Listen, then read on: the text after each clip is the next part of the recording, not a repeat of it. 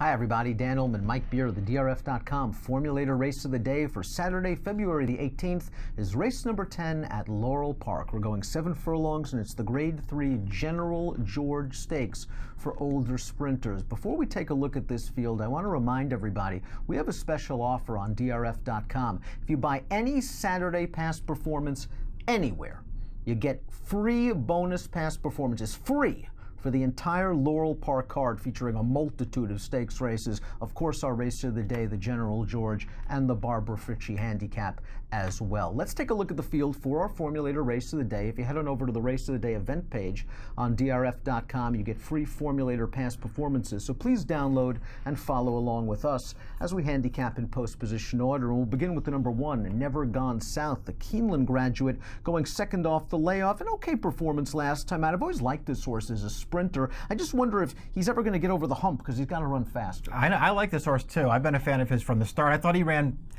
fine last time. I guess he was never going to be able to catch a Fleet Willie. He just got loose on the lead in there, but he did well to be second. I like him as a horse. There's a race coming up probably pretty soon where I'm going to be betting him. It's just not this race on Saturday. The number 2 is a Fleet Willie. He has won 4 out of his last 5 races, including beating Never Gone South in that optional claiming race on January the 16th. I think it is worth noting that the one time he's lost in that 5-race span was the one and only time he was truly tested up in New York. Well, we'll see who tests him early in here. I mean, he has Imperial Hint to deal with, what you would think, up on the pace in this spot. That will make it very tough for a Fleet Willie, who's in good form, just in a really tough spot. I didn't think that was a strong race last time out from a class standpoint. It came back very, very fast on the time form US speed figures. A Fleet Willie, forwardly placed, very sharp form. We'll see how he classes up with these horses. Number 3, Paige McKenney, is just such a cool horse. He's 7 years old. He's earned almost $1.5 million. Not bad for a horse that was claimed for $16,000 back in 2013. He's finished first or second 30 times out of 45 lifetime starts. And he came back from a fairly serious injury last time out and was just all grit and guts, winning the Native Dancer. That fig came back a little bit low, but this horse can still punch. I like the way that he ran in that race. Considering the layoff and the injury, he took a hard bump at the start of that race, but he just went right through it, and he looked good. To me, it looked like he was going to win every step of the way. And maybe he needed it. He didn't really finish that race off, but he was never going to lose either. It'll be interesting to see if they run him here and what he does. He turned back to win this race last year, so you know that he can do it. This General George is tougher than the one that he was in last year, but still, if he can show up and run a 101 or a 103 in here, which he's capable of doing, it'll put him there. Disregard him at your own peril. Yeah, because Paige McKenney can certainly fire his best shot at 7 furlongs, as we saw in last year's General George. The number 4 is Classy Class, who has not won a race since July of 2015, but this is a horse that unfortunately has been compromised by various physical issues. In the toboggan last time out, he broke pretty sharp, and the next thing you know, it looked like he clipped the heels of All-Star Red and ended up far, far behind the pace. The problem with the toboggan was you had all 6 horses basically covered with a blanket down at the wire. I like Classy Class at 7 better than 6. He has a race under his belt, but you're not that big of a big fan. He just lost me. I liked him at the start, and I thought I had some high hopes for this horse. It never really panned out for him, as you point out. I guess he's had some injuries and things that haven't certainly helped him out.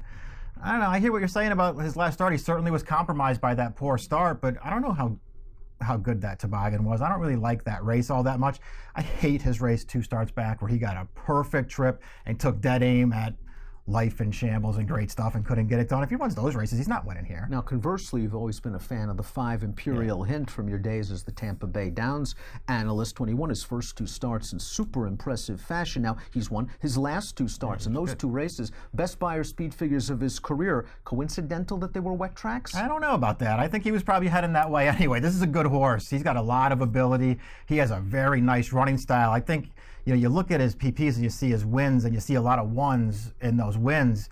This horse doesn't need to be on the lead to win. I think he's going to be up close, and I think he's going to be probably taking up a stalking position. I think he's super dangerous in here. He's one of the horses to beat, especially when you think this is only start number 10. He might have some upside as compared to the sort of the vanguard in this race, the 6 Stall Walking Dude, $1.2 million in earnings, 17 lifetime wins, many triple-digit buyer speed figures. Last time out in the toboggan, he was the beaten favorite. I think he was a bit uncomfortable in between horses going into the turn. He was throwing his head around. Irad tried to alter course horse down to the inside. I think that was one of the days where the rail was good. Yeah, I agree. He finished with a little bit of gusto. This is the kind of horse that when you watch him in New York when he's good, he cruises up on the outside like he's going to run and fire his best shot every time. I agree with that. They probably want to try and get him clear this it's good time. He's outside of the speed inside. I agree with that. He can get the right trip in here.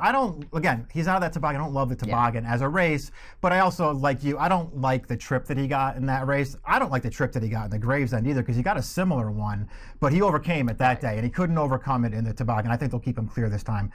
I respect Paige McKinney greatly. I think this is the horse to beat. I agree. I think he's the horse to beat based on just his overall body of work. Paige McKinney, tremendous body of work as well. Paige McKinney's also cross-entered in a race earlier on the card. He might not even run in this spot.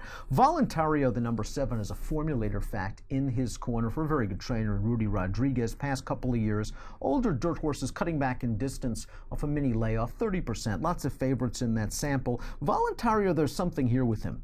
And he has done well sprinting in the past. As a matter of fact, he hasn't sprinted in basically a year, but he won very easily back then. There's something here. I thought he ran well 2 starts back in that Do You Know Something race. Simply because he was compromised by the ridiculous inside speed favoring track, and he tried to come the long way around. And last time out, he was compromised by pace as well. Yeah, I agree with that. That last time, that wasn't his best performance. But on the other hand, they just walked on the lead in there. I feel like Angel Arroyo was riding that day. He sort of realized that he put him closer to the pace than he really wants to be. And I just think it took him out of his game a little bit. He hasn't sprinted in a long time, but he's a good sprinter. There are plenty of one-turn miles in that time, though, and he's a good one-turn mile. I'm hoping the 7 furlong works for him, and I'm just hoping he catches some pace up front. He needs some pace to run into. This horse started showing early last year that he was an improved horse. You were on him, I think, in Sir Barton. The Sir Barton. You liked him. He ran a great race that day. He came right back with a couple of more really good performances. Is he a graded stakes horse?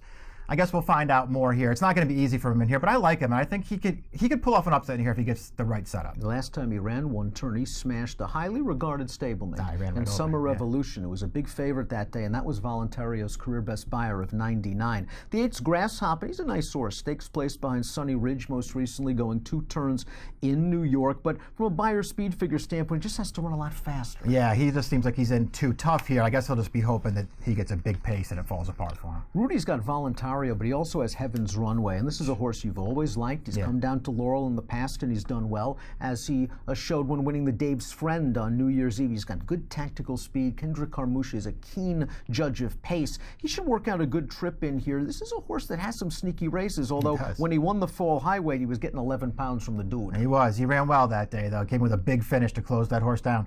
It's just sort of amazing the job that Rudy's done with him, because he's always been a good horse, but he just couldn't get it done. He was 1 for 19 on dirt when Rudy got him, and now he's won 2 in a row, 2 stakes in a row, 2 big figures in a row. He's a contender in here. We'll see what kind of price he goes off. Ocean Knight, like his uncoupled stablemate, Classy Class, at one point showed some potential. He won the Grade 3 Sam F. Davis in only his 2nd lifetime start. He's had his share of problems. He was able to take care of Voluntario last time out, but he had all the best of it from a trip and pace standpoint. Yeah, he had a soft trip up on the lead in there. It was nice to see him get another win, though, because it had been a while for him. I don't know what to say about him. Maybe the turn back helps him. Maybe he's actually going to be better going 7 furlongs than he is, in some of the longer races they've tried him. And I've never been a big fan. He never managed to win me over for whatever reason. Maybe sprinting will do it for him. Let's take a look at our top selections for our formulator race of the day, the Grade 3 General George. I'm going to go with Stowe Walking Dude, the 6. He's just consistent. I like him outside of the other speeds. I think he'll be tracking, and he's going to run his usual good race. Win or lose. I went 6-5-4-2. You're going with a little bit more of a price. Voluntario was 15-1 on the morning line, the number 7. You mentioned all the reasons. The cutback works in his favor. Compromised by pace, certainly compromised by ground loss. 2 starts back against a biased track. He's a very interesting horse for Rudy Rodriguez. You're going 7-6-5-3. I'm going 6-5-4-2 in the General George. And just to remind everybody about this super deal on DRF.com, if you buy any Saturday Pass performance card anywhere, then you get free bonus pass performances for this entire Laurel Park card, and it is a good one on Saturday afternoon. And also, if you're playing the entire Laurel Saturday afternoon card from home, a $300 sign-up bonus is just waiting for you at drf.com/trifecta. Join DRF Bets for a huge bonus. You and I will be on DRF Live Saturday afternoon beginning at 4 p.m. Eastern for the up-to-date handicapping analysis, post-scratches, changes, track conditions, etc. And the General George has an approximate post of 5 o'clock Eastern. Best of luck.